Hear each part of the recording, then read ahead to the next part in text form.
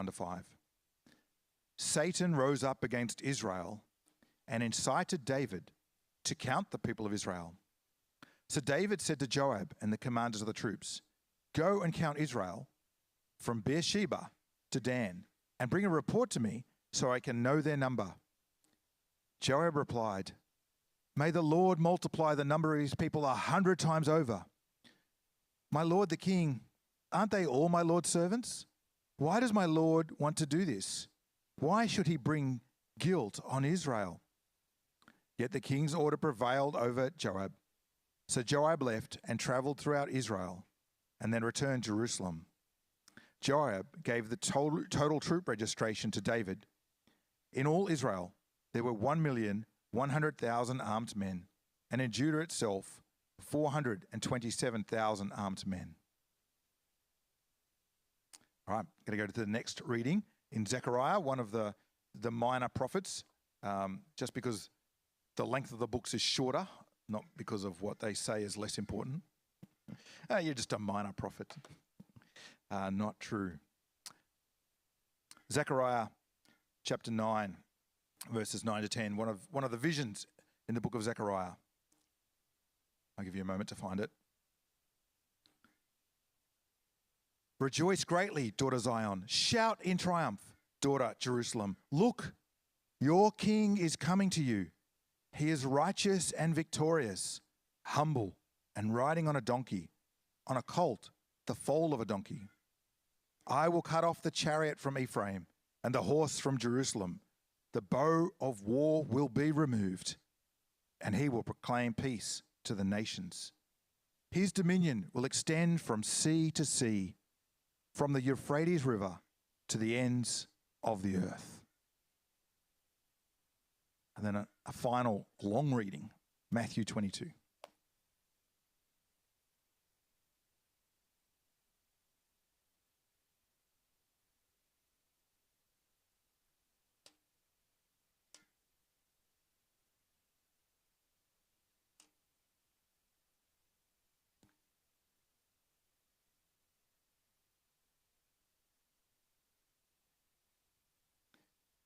Matthew 22, the whole chapter.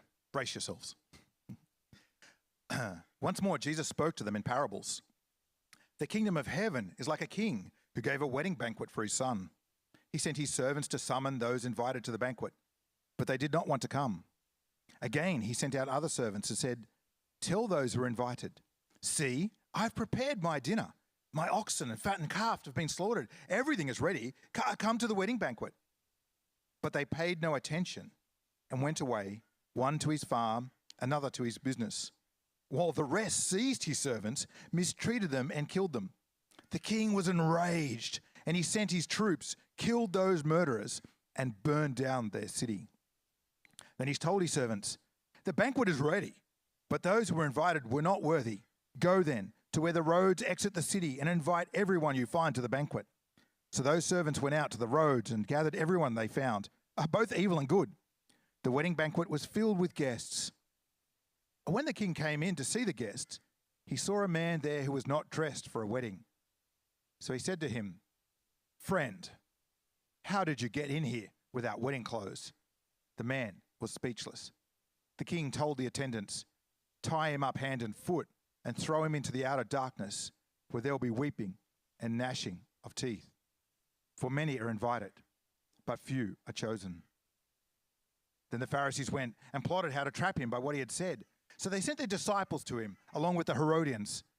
'Teacher,' they said, 'we know that you are truthful and teach truthfully the way of God. You don't care what anyone thinks, nor do you show partiality. Tell us then, what do you think is lawful?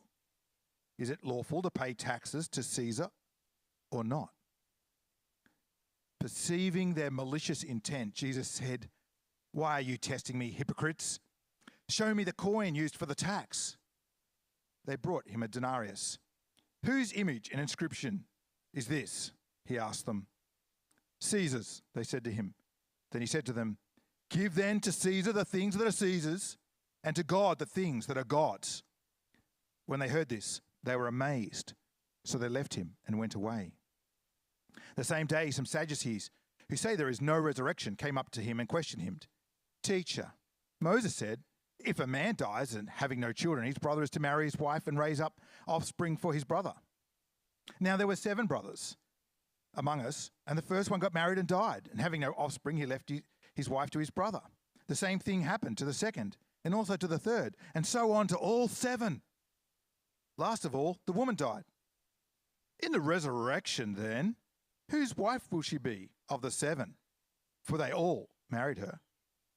Jesus answered them, you are mistaken, because you do not know the scriptures or the power of God. For in the resurrection they will neither marry, nor are they given in marriage, but are like angels in heaven. Now concerning the resurrection of the dead, haven't you read what was spoken to you by God? I am the God of Abraham and God of Isaac and the God of Jacob. He is not the God of the dead, but of the living. When the crowds heard this, they were astonished at his teaching. When the Pharisees heard that he had silenced the Sadducees, they came together, and one of them said, an expert in the law, and asked a question to test him. Teacher, which command in the law is the greatest? He said to them, love the Lord your God with all your heart, with all your soul and all your mind. This is the greatest and most important command. The second is like it. Love your neighbor as yourself. All the law and prophets depend on these two commands. While the Pharisees were together, Jesus questioned them. Well, what do you think about the Messiah? Whose son is he? And they replied, David's. He asked them, how is it then that David, inspired by the Spirit, calls him Lord? The Lord declared to my Lord, sit at my right hand until I put your enemies under your feet. If David calls him Lord, how then can he be his son? No one was able to answer him at all. And from that day, no one dared to question him anymore. Over to our brother Steve.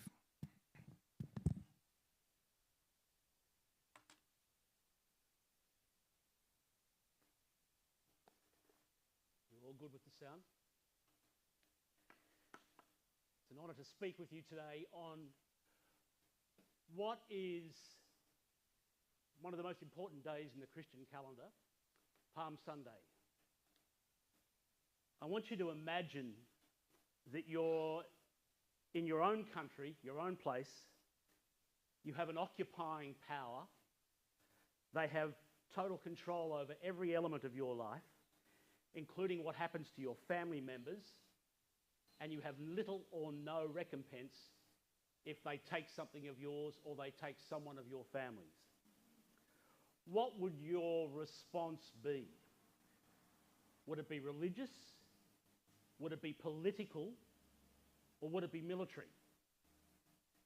Because each of these 3 elements are there. Peter, one of Jesus' disciples, was probably what we would today call a terrorist. He's a zealot. The others had religious hopes. Who knows if there was politics involved? But today, on Palm Sunday, it really is the gathering storm, because something remarkable happens. The people have found a champion, and he is a champion who doesn't fit the mould. I'm talking about this bloke, this troublesome rabbi who upset the other rabbis by challenging their authority, seems to collaborate with the imperial power without actually supporting the imperial power. They've seen what this guy can do. They've seen that he heals people, that he makes the lame walk and the blind see. Now, just quickly go back 3 years. Remember Jesus' statement, a prophet is not honoured in his own home. He started out being nearly thrown out of the temple 3 years ago. Something has changed in just 3 years.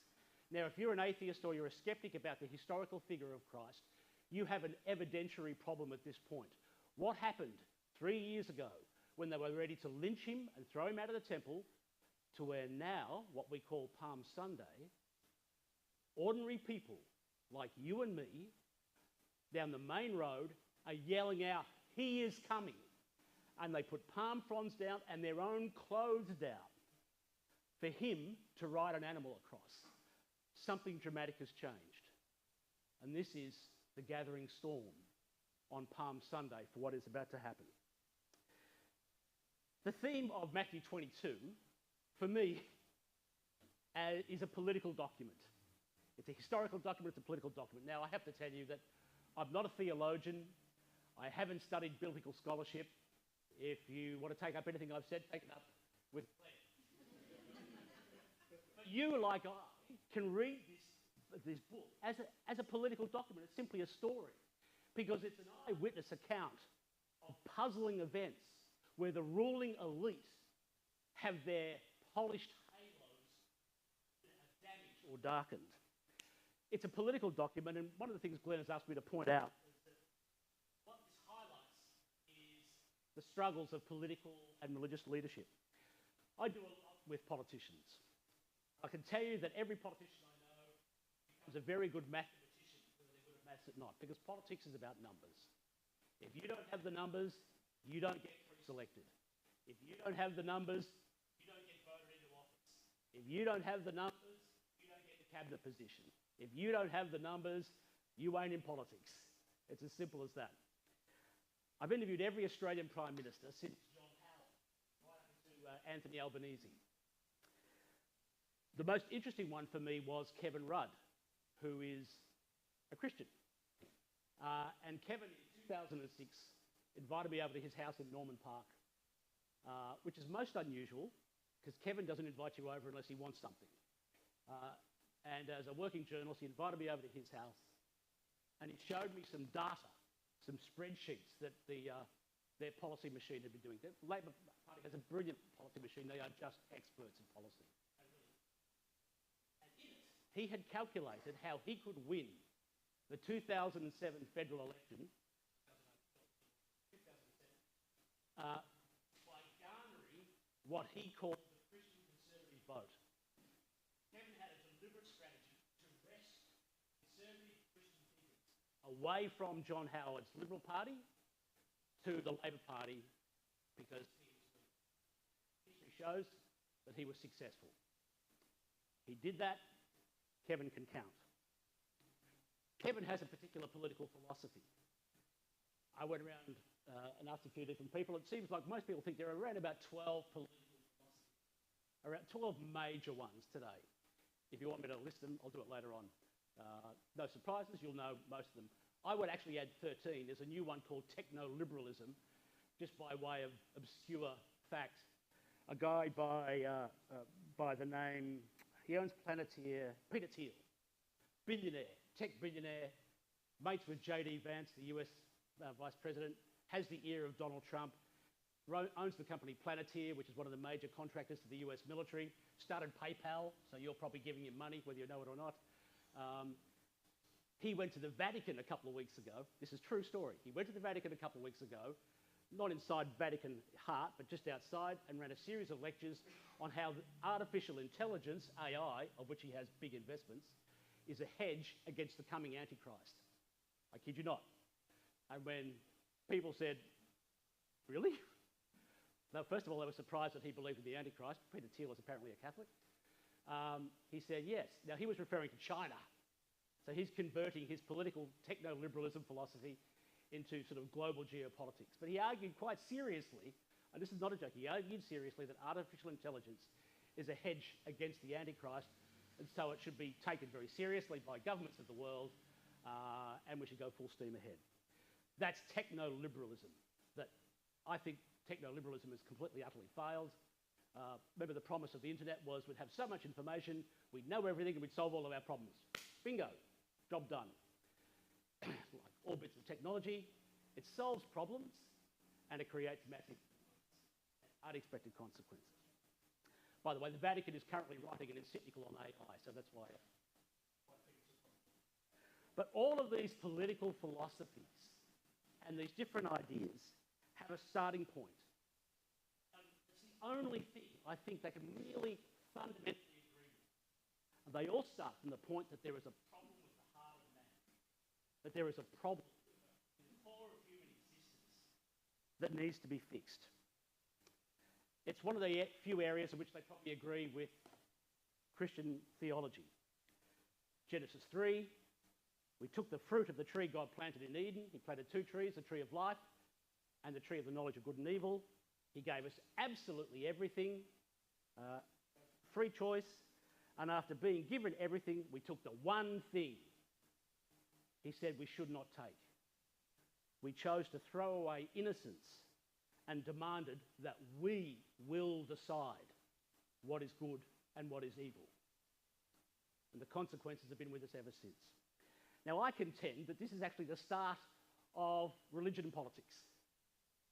At that point is where religions start and politics start, because human beings then have to decide. We have told God, not your way, my way, we will decide. And here we are. So the question remains, what's in the heart of man? What's in the heart of a human being, a human nature, that results in us doing what we do? So if you've got Matthew open, I'm fascinated with the start of Matthew. Jesus' starting point is not with politics or with a political system. It wasn't with imperial Rome. It wasn't with the government. He starts at the temple. Jesus' starting point is in a place like this, where people like you and I who gather, who say we believe something, and he starts at the temple. He starts with our relationship with Father God, Adonai. And shockingly, Jesus' strongest opposition comes from within the temple. Have the biggest position to lose. You may recall in Matthew 21, Glenn did this last week, the week before, forgive me Glenn, I forget which. He throws the money changers out of the temple. We know there's evidence that it happened. It's evidenced in 3 different books. The Gospel of Matthew 21, Mark chapter 11 and Luke chapter 19. All have the account of Jesus sorting out the money changers in the temple. He throws them out. And as we know from Psalm 69, zeal for your house has eaten me up.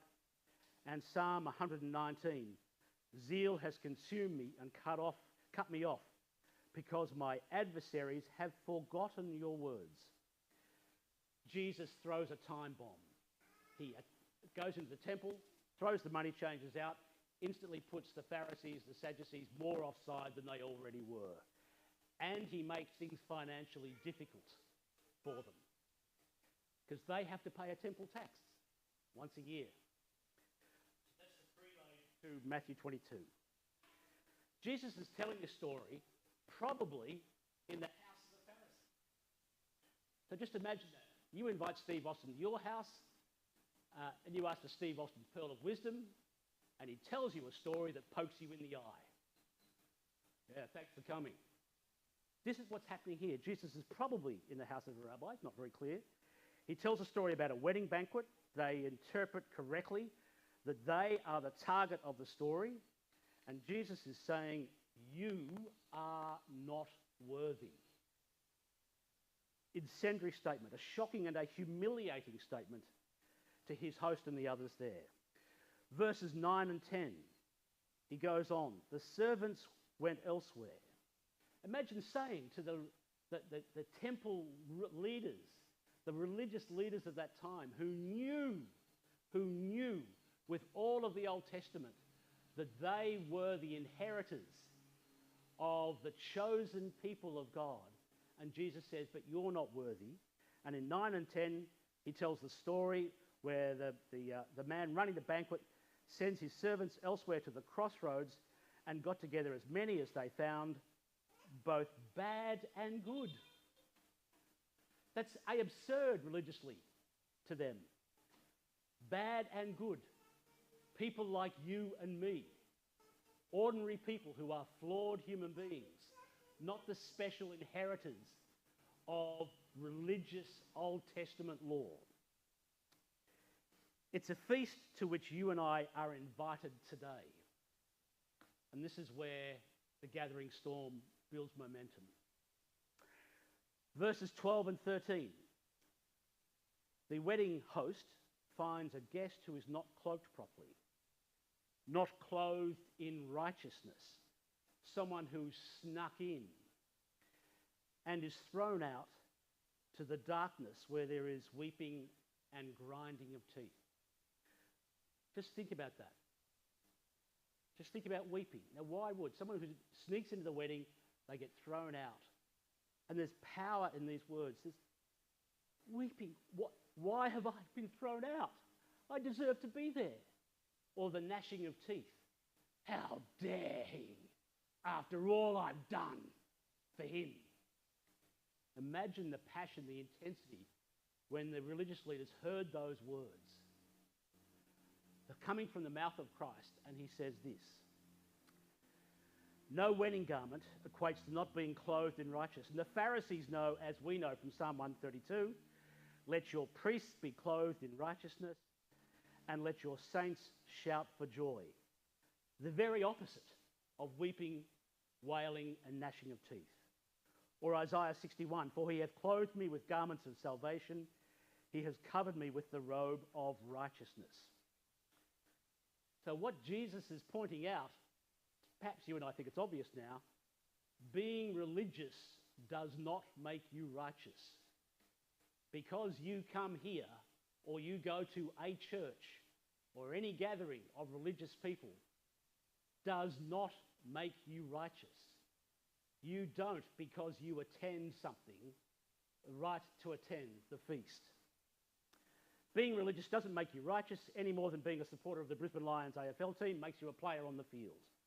This sort of religion looks like smug politics. Let's go to verse 15. Here come the factional leaders. The factional leaders have a position, and factional leaders know how to count, and they line themselves up with other factional leaders whom they don't agree with, but they know that when you get the numbers, you win. Enemy's enemy is my friend. So they form an alliance. The factional leaders come. They're insulted, they're enraged. They plot a strategy on how to deal with this insulting upstart rabbi. First, he kicks their friends out of the temple, thus cutting off a source of income by which they can pay the Roman tax. Because remember, to deny Roman law, to deny Roman tax is to deny Roman law, sedition. So they set a trap. Verse 16. The slime bags didn't even have the courage to go themselves. They sent their disciples. This is a very modern theme. You'll often find in everything from politics, particularly, I think, in some Middle Eastern religions, tragically, when some mullahs go and convince a young man to go and blow himself up to be martyred, if they really believe it, they do it themselves. But they don't do that. They send someone else to do it. It's exactly the same with the temple Pharisees at this point in time. They didn't even have the courage to do it themselves. So they sent their disciples, the unholy, along with the Herodians, whom they never agreed with. This is like collaborators, political collaborators, anyhow, not religious so much. I mean, they are religious, but not religious so much as rather collaborators. And they do what every politician does. They try and lower your opponent's defences and then attack. They flatter, bait him, if not goad him as well. Verse 17. It's what we call a hypothetical. And anyone involved in politics knows that you try and avoid answering a hypothetical. You'll often hear politicians on TV say, or on radio, I'm not going to answer that, mate, it's a hypothetical. They give him a hypothetical and ask Jesus what he thinks of this. And in verse 21, famous verse, Jesus comes up with the answer, pay to Caesar what is Caesar's, pay to God what is God. And it's at this point, most historians argue that that's how Western democracies came up with the whole idea of separation of church and state. It's generally agreed that liberalism has its roots in Christian thinking, probably coming from this point. Historian Tom Holland argues the point to the anger of atheists. When Jesus took the coin, he drew a line. Even if you... But let me start that again. When Jesus flipped the coin, he drew a line saying there is a difference between the temple and the state, or the church and the state. It's something that we have adopted today and we just assume in Western democracy. that this isn't obvious. It wasn't always obvious. It was very different in the ancient world. So let's go to the verses that we read, that Glenn read in Chronicles. Even if you have a leader who is good, political power won't necessarily, or won't save your situation, certainly not if you're seeking righteousness. Even if you had a good leader like David. David was a good leader. He was a righteous leader. He was a fair leader. But David made a mistake, like Jesus showed the Pharisees made a mistake. 2 Samuel 24, David does a census. He went to count up his resources. He's using a political line, you can count, to see what resources he has at his disposal. Joab, his captain of the army, says, "Why does the Lord, my Lord, the king, delight in this thing?" And then another account of David's hubris that Glenn read, Chronicles 21, where Satan stood up against Israel and stirred up David to number Israel. Political hubris. We hear the same story today. I can think of a couple of examples today where in the last couple of days we've heard leaders say, "We have the greatest army in the world," or "Our opponent is facing the greatest military force ever arrayed." Very contemporary political hubris. It was happening back in David's time, and David was a good leader, a righteous leader. But he made the mistake that anyone can make and assume that it's all about the numbers. It's all about the resources. This is where politics is very different from Christ. The victories of Israel caused David to forget where the strength of Israel lay. And it wasn't in his numerical superiority. David at that point was being a politician, but he lost track of where their victory actually came from. Leaders of large armies almost always fall for hubris. Maybe Vladimir Putin, maybe Donald Trump, maybe Benjamin Netanyahu, maybe you can think of your own.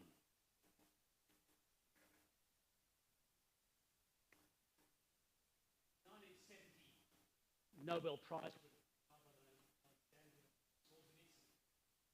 He won the prize for literature at the height of the Cold War, East versus West, Soviet communism versus Western capitalism.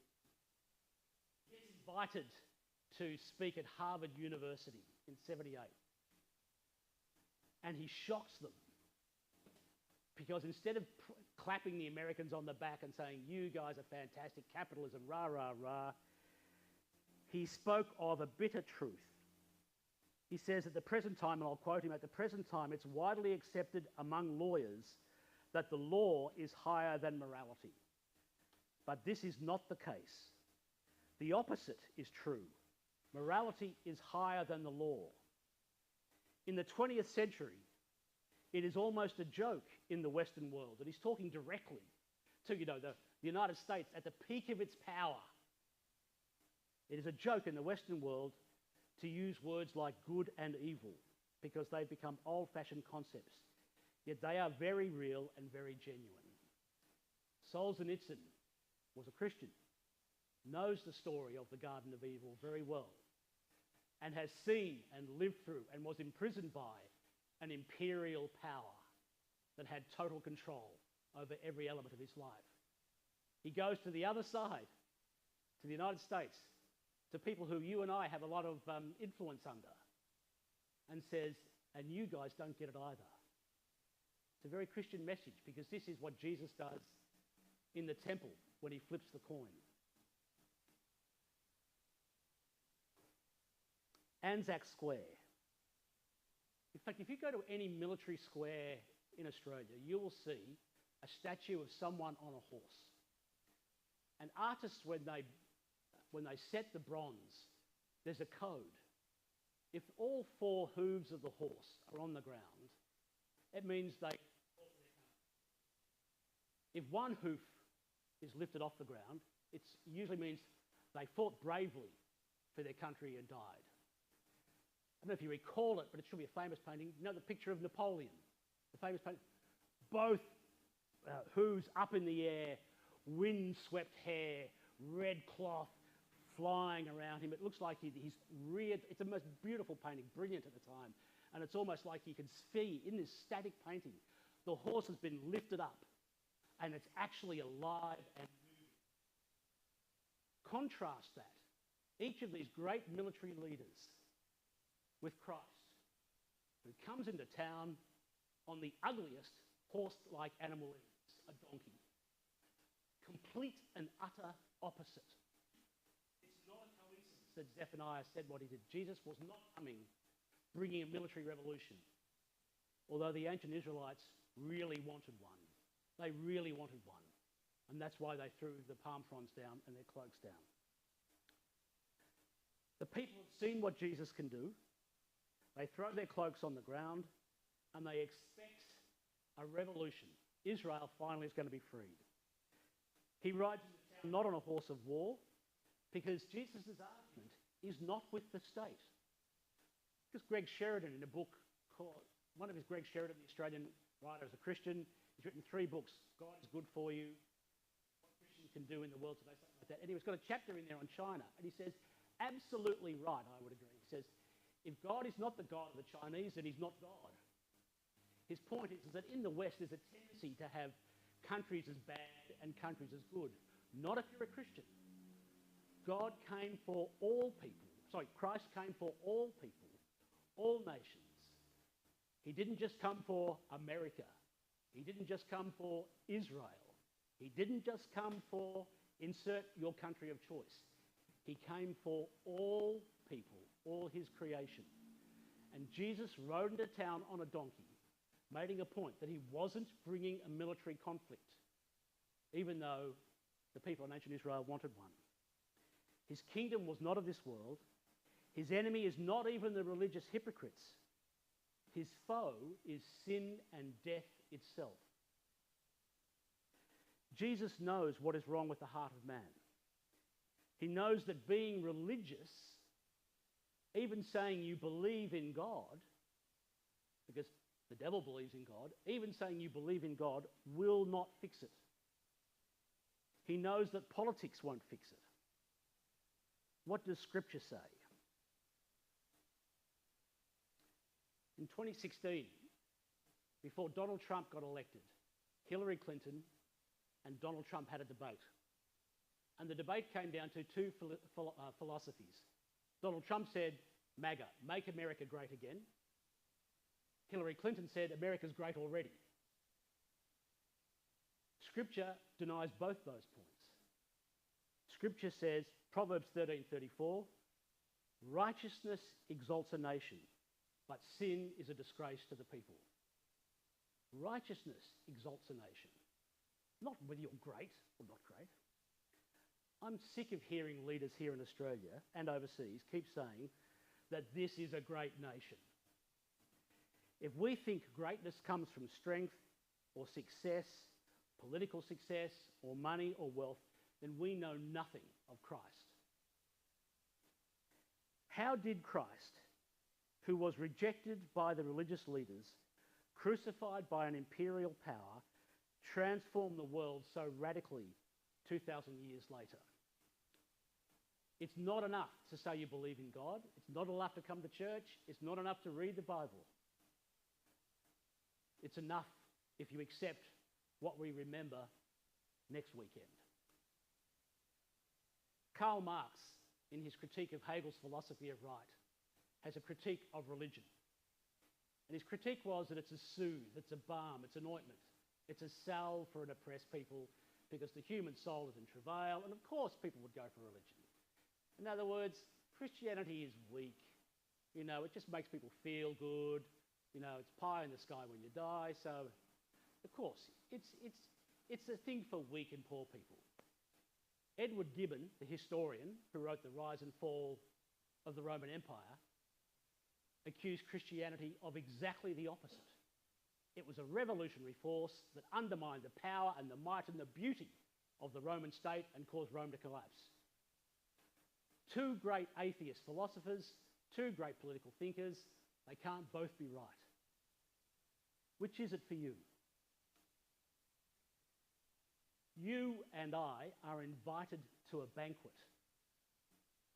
But lest you want to be thrown out because you weren't wearing the appropriate garment, what are you going to do? Where are you going to get your cloak of righteousness from? Verse 9 in Matthew 22, Jesus, well, verse 8, I'm sorry, or 9, I've lost my notes, I'm sorry, points out that the religious leaders of the time aren't worthy. Verse 12, he says to the stranger at the religious banquet, who are you? Verse 15, the guilty are insulted. Verse 16, they set the trap. Verse 21, he says he separates politics and state. Verse 24, the religious leaders come at him again in a factional move. The Sadducees and the Pharisees never agree with each other, but they come together to get him. And then in verse 32, Jesus makes a statement that none of them really seem to understand.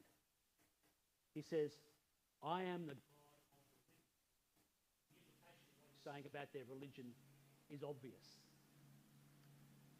So I want to leave you with this thought. I'm hoping that you go home and read Matthew 22, both as an eyewitness account of what took place, but you can also, as a classic political, religious stitch-up, that the political forces of the time and the religious leaders of the time were upset at this guy and they wanted to get him. And wonderfully, next weekend, wonderfully,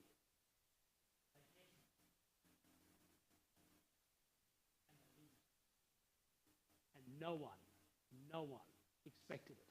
Not a single person expected it. Not Mary, not Peter, any disciples. The only one who knew what was going to happen was the one whom I would urge you to place your life in his hands. Because only he can give you cloak of righteousness. Because I don't want to be thrown out. When they gather in the wedding story, the good and the bad, he's gathering me, the bad. You'll have to decide where you are.